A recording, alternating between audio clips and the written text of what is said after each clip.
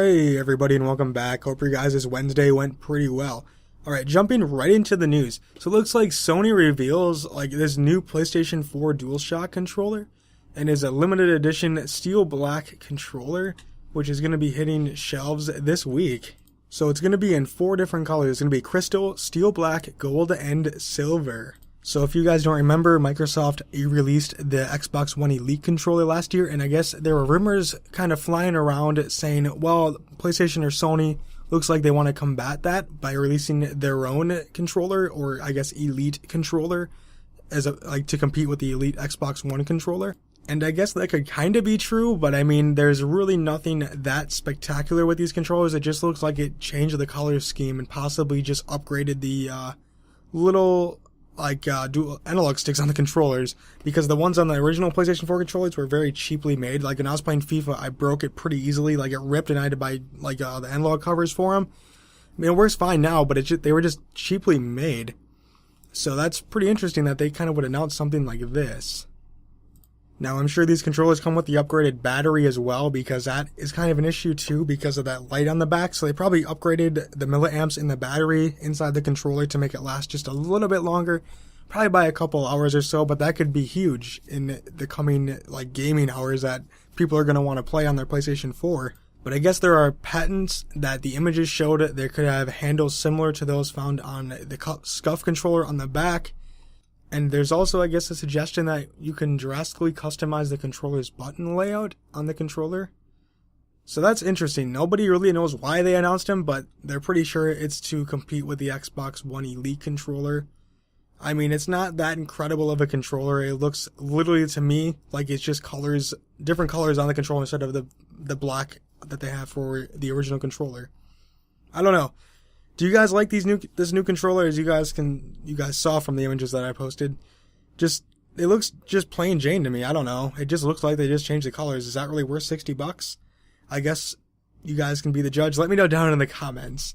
All right, moving on to the next piece of news. So it looks like Rise of the Tomb Raider is going to be launching on the PlayStation 4 on October 11th in, I guess, a new 20-year celebration. It's going to have a completely new story chapter entitled Blood Ties.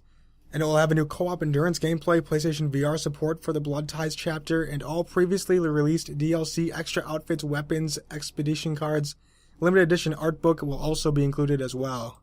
The Xbox One and PC version that own the Season Pass, so it'll only be available for people who own the Season Pass, I should say. They will not have VR support. Only looks like as of right now, the PlayStation 4 version will only have VR support. So I guess that'll be coming out just in the nick of time. It's interesting to see how the VR will actually work with this. It'll be pretty interesting to play this game in VR. That'd be actually quite amazing, I think. Now, there is no Season Pass for the PlayStation 4 version because all content or extra content is included in the new version of the game when you buy it. So that's pretty cool on their part. So there's going to be obviously the 20-year celebration, basically collector's edition, but it says Crystal Dynamics is celebrating with all Tomb Raider fans, thanking them for being on Lara's 20-year journey with us. So Scott Amos he's the co-head of the studio. He says the team has packed in surprises, new story, and top requested special features into this 20-year celebration edition. Now, as you guys can see from this image right here, I will just go through it from left to right and going down and around, I guess. So it says, pre-order to receive limited edition art book while supplies last.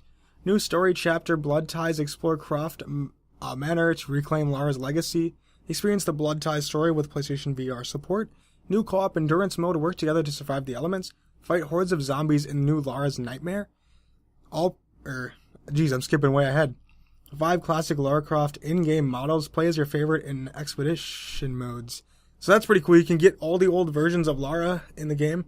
And then it looks like there's going to be a modern melee classic, new cold weather outfit and weapon inspired by Tomb Raider 3. Includes all previously released pre-order outfits, weapons, and expedition cards. New extreme survivor difficulty setting for the main campaign. All previously released DLC content including Baba Yaga, the Temple of the Witch, 3 hours of new story. Endurance mode, the ultimate test of survival. Cold Darkness, Awakened, Battle Wars, or Waves of Infected Enemies. 12 outfits and 7 weapons, over 35 expedition cards. So all that is actually quite cool. I'm actually pleasantly surprised. I mean, I don't know how much it's going to cost. I'd say probably around $80 or so is my guess. I could be wrong on that. But I think it would be putting it over the top with this 20-year celebration. I'm just going to call it a collector's edition.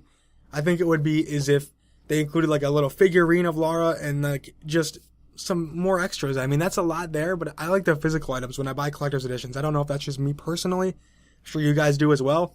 When I go buy like a collector's edition, I want physical items. I don't really care about the in-game content. Like, that's kind of nice, but I'd rather have physical items. So yeah, overall, this looks like a really cool release for Rise of the Tomb Raider on the PlayStation 4. I can't wait to see like when it comes out and how actually that VR will work with it. I think it's going to work really nicely with this, just because it looks fun to play on it. I mean, I don't know. I think it'd be interesting. Let me know what you guys think of this down in the comments as well. Alright, moving on to the last piece of news. So Microsoft's Xbox and gaming sales, I guess, are declining. They're at 9% on eve of Xbox One S release. So it looks like Xbox and the gaming revenue from Microsoft decreased $152 million during its fiscal fourth quarter. I guess that translates to a 9% year decline, or a 3-month period from April through June. So that's quite a bit of money. I mean, I guess I can see the decline. I mean, obviously, the Xbox One is trailing the PlayStation 4 in terms of consoles sold. Everybody knows that. I'm not going to discuss it. I mean, I've talked about it multiple times before, and I just don't feel like talking about it that much again. But it looks like Microsoft's overall gaming business is on the decline. But the company is squeezing more of its services through Xbox Live. It looks like it grew 49 million, which I guess is 33% year after year. And that led to about a 4% increase in revenue for Xbox Live. And they said higher the volume of transactions and higher revenue per transaction led to that growth. Now, personally, I think Xbox Live, in my opinion, as of 2016, July of 2016, is a better value for your money. You get better free games, and you get basically 4 free games a month instead of 2 with the PlayStation 4. Now, with all these games now, here on out, are going to be backwards compatible on the Xbox One. Love that feature. PlayStation 4, it'd be really good if they'd give away better games. Like, it's always indie games. Like, yeah, they got NBA 2K16 a couple, like, last month. Oh well, I already bought the game when it came out. Sports fans would. Basketball fans would. That's kind of a useless game to give away for free. So, my personal opinion, I feel Xbox Live is just a touch better than PlayStation 4 or PlayStation Plus. And I've had both, so it's not like I'm taking one side. I just prefer Xbox Live over the PlayStation Plus. Now, Microsoft, I guess, said, excitement for new games on Xbox One and Windows 10 led to nearly 13% sequential increase in hours spent on gaming on Xbox One and nearly 19% sequential increase in hours gaming on Windows 10 PC. So yeah, looks like Microsoft's overall gaming business is going down, obviously because the Xbox One S was announced and it's going to be released in just a week, a little over a week and a half or 2 weeks. So obviously sales are going to go down because no one's going to buy the Xbox One, the fat one, when the S is coming out with a 2 terabyte version for $400. I don't know, that's what I'm thinking anyways. I mean, if I didn't own an Xbox One and I'm like, well, what do I buy? The Xbox One S that comes out in 2 weeks, that's 40% smaller, no power brick, 2 terabyte for $150 more. Well, I think I'm going to go with the Xbox One S at this point, but since I already own one, obviously, I'm not going to buy the Xbox One S because I've already bought the Xbox One. Oh man, guys, it's been a long day. It's been a long day for Microsoft. It looks like, or a long week, or whatever, a couple weeks since E3. Now, oh wow, okay, so that's pretty much all I want to talk about in this video. Make sure to like, comment, rate, and subscribe, and follow me on Twitch, Twitter, and Facebook. I will talk to you guys again tomorrow. Have a good one.